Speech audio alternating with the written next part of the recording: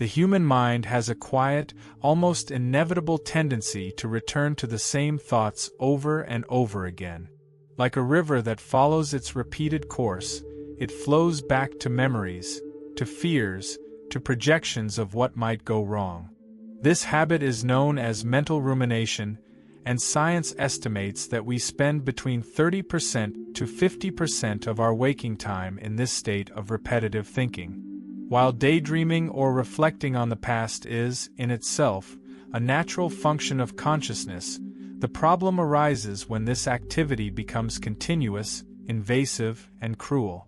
The inner voice, which could be a source of wisdom, turns into a critic, a doubter, a saboteur. This doesn't happen out of weakness or lack of willpower. It's a reflection of a deep imbalance, a silent hyperactivity that wears down both body and soul.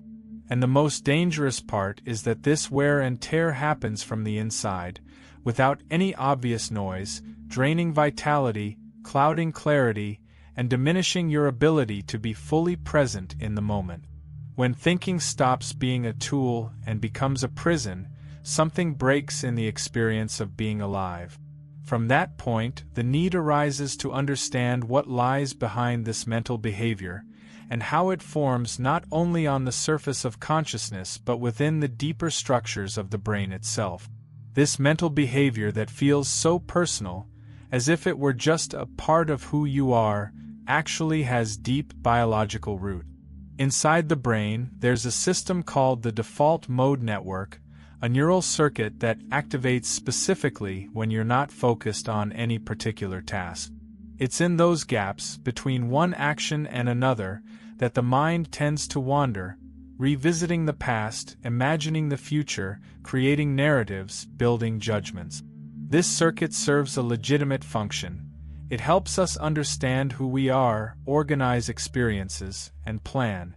But when it remains active for too long without rest, it triggers a constant state of alert, as if the mind were always expecting something bad to happen. The inner voice begins to search for threats even where there is no danger. And rumination becomes a vicious cycle. The more we think, the more we feed this network. The more we feed it, the more it traps us. In the distant past, this system served as a survival mechanism. Staying alert to what could go wrong was a form of protection. But in today's world, where we're bombarded with visual, auditory, and emotional stimuli, this activation no longer finds rest. The mind spins at high speed, without real pauses, without space to restore its natural function. Thinking stops being a bridge and becomes a maze. And that's when we begin to drift away from our own presence, lost in a mental flow we no longer know how to control. In this scenario of mental acceleration and overstimulation, cultivating moments of stillness becomes not just a desire, but a vital necessity. The mind, in order to function clearly, needs pauses. Just as the body can't endure without rest, thinking also needs spaces where it can settle, reorganize, and soften its edges. These moments don't require complex formulas. They can happen in small daily practices. Closing your eyes before bed, breathing deeply for a few minutes, writing down your feelings in a notebook, praying in silence, or simply being present without rushing. The point is not to empty the mind, but to offer it an environment where thoughts don't need to scream to be heard. What's missing today is not technique, but surrender. The ability to be with yourself, to slow down without guilt, to do nothing with dignity. When these pauses are cultivated regularly, rumination stops being a constant state and turns into a natural, occasional movement, a cycle that begins and ends. In these intervals of stillness, the mind learns it can trust, and in that quiet learning, clarity begins to emerge. Over time, it becomes clear that what hurts us is not always what happens to us, but how we resist what happens. Pain is inevitable. It's part of the body, of time, of life. But suffering is constructed. It arises from denial, from the inner struggle against what cannot be changed. And in that resistance, we feed the cruelty of the inner voice that judges, compares, demands, and punishes. Acceptance is not about resignation. It's about understanding that there is a space between impact and response, between the pain that arrives and the choice of how to live with it. In that space, the possibility of growth is born. When you recognize that something difficult is happening, but choose not to destroy yourself from within, a new kind of strength begins to emerge. And it is this silent strength that, little by little, builds your emotional stability. In spirituality, this process is called surrender, faith, or presence. In science, it's called resilience. But at its core, it's the same reality: the ability to remain whole even when the world seems to be falling apart. It's not about pretending everything is fine, it's about not letting pain take over everything you are.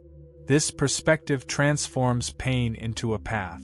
And when that happens, even suffering takes on a new meaning. This is where a practice as powerful as it is simple comes into play: cognitive reframing. The mind, when left alone with its fears, tends to repeat the same thoughts until they become unquestionable truths. But there's an essential difference between thinking and believing. Thoughts are merely mental events, transitory, imperfect, influenced by memories and emotional states. And when you learn to observe them with a certain degree of distance, something opens up inside you. This practice has a name in psychology: cognitive diffusion. It invites you to look at a thought, especially those cruel and pessimistic ones, and ask, does this make sense? Is this really true?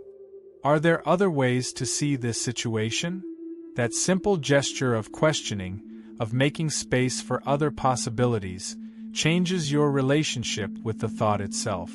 It stops being an inner tyrant and becomes just a hypothesis. It's not about forcing optimism, but about creating mental flexibility.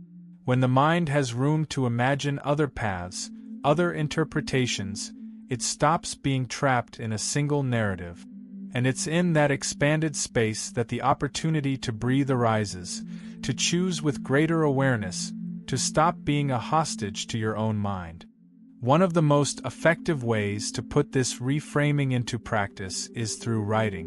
When you write about what you're feeling, you're not just venting, you're organizing inner chaos.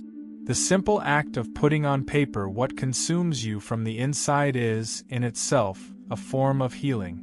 Writing turns emotion into language, and that changes the way the brain processes what's happening. You don't need fancy techniques for this to work. Writing the way you speak, without worrying about form, is enough. What matters is creating a safe space where you can see yourself honestly. It's in this intimate gesture that you begin to train your mind to think differently.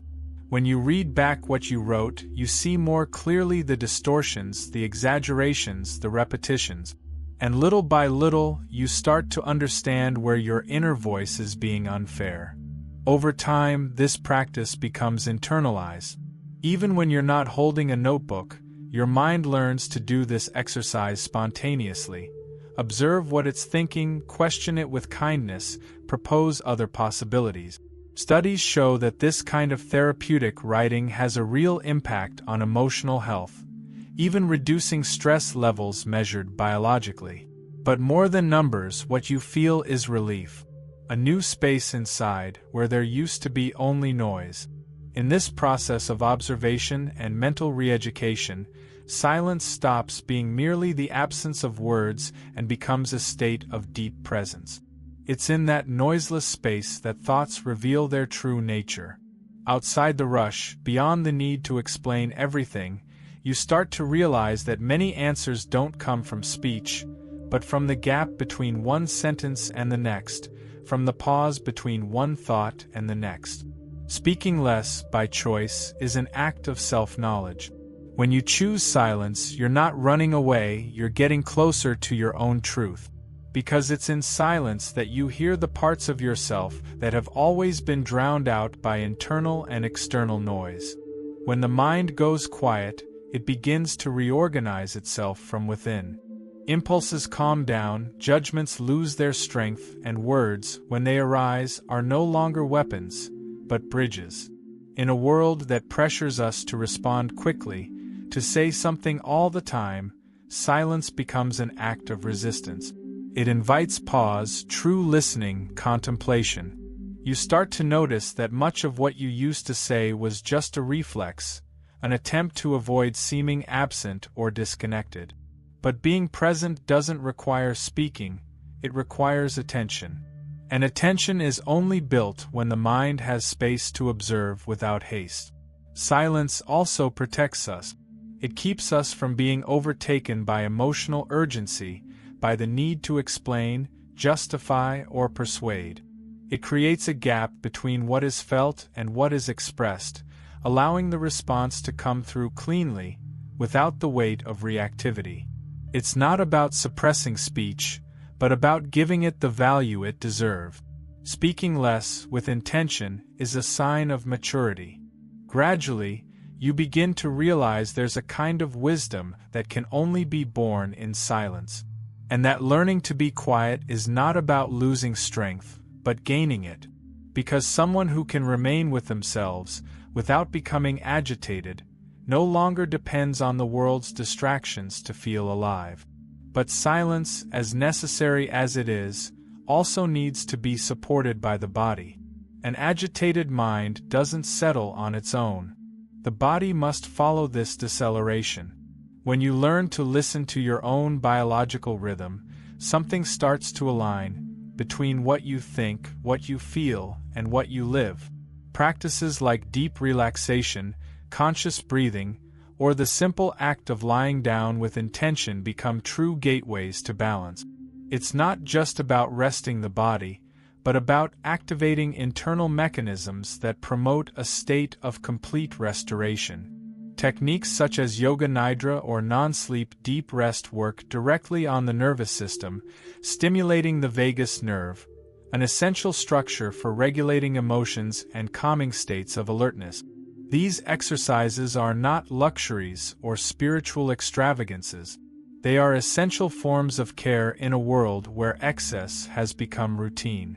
Breathing more slowly, scanning your body, noticing tension and allowing it to dissolve, all of this helps rebuild the bridge between the physical and the psychological.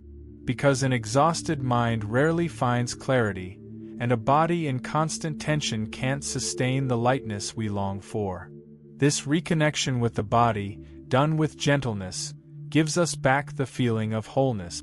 Little by little, we begin to realize that well-being doesn't come from great external achievements, but from small internal gestures that reconnect us with what truly matters. And it's in this return to your center that you begin to experience a kind of peace that doesn't depend on circumstances, a tranquility that comes from within and remains, even when everything around you insists on being chaotic. As these small gestures become habits, something begins to change silently. The mind gains consistency, stability, presence. It's like strengthening a muscle that once trembled at the slightest impact. Each pause you practice, each thought you question, each silence you respect builds a more solid emotional foundation. And over time, you realize that the once cruel inner voice no longer holds the same power. Emotional resilience doesn't come all at once. It is cultivated in the details, in how you react to the unexpected, in how you choose not to lose yourself in the midst of chaos. Having a resilient mind doesn't mean living without pain, but being able to move through pain with greater clarity. It means preserving your sanity when everything around you tries to pull you down. It means maintaining clarity when emotions try to drag you away. And this has a direct impact on the decisions you make. When the mind is at peace, you choose with more precision. When there's no inner storm, the external world stops feeling like a constant threat. Reactions become responses. Impulses become reflections. Time slows down and life begins to fit within you again. It's not about controlling everything. It's about learning not to be consumed by what you cannot control. This quiet strength is what allows you to move forward without losing yourself. And then, when that quiet strength becomes stable, its effects begin to spill over into other areas of your life. You begin to relate to others more consciously, less reactively, with greater presence. Conversations become more authentic, connections more genuine, because now you're no longer trying to be understood at all costs. You're simply being. And that changes everything. In relationships, this inner stability brings lightness. When you're no longer enslaved by chaotic thoughts, there's space to truly listen to others, to recognize their limitations and also their intentions.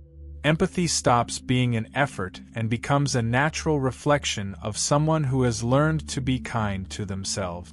And in work or financial decisions, that same clarity translates into focus, conservation of mental energy, and choices that align more closely with your values. Because the mind, when it is at peace, doesn't waste energy on imaginary conflict. It observes, evaluates, decides. And that doesn't mean living in perfection, but with direction. With more steadiness and less fear. With more discernment and less noise. Living in balance doesn't mean avoiding the highs and lows, but knowing how to move through them with awareness.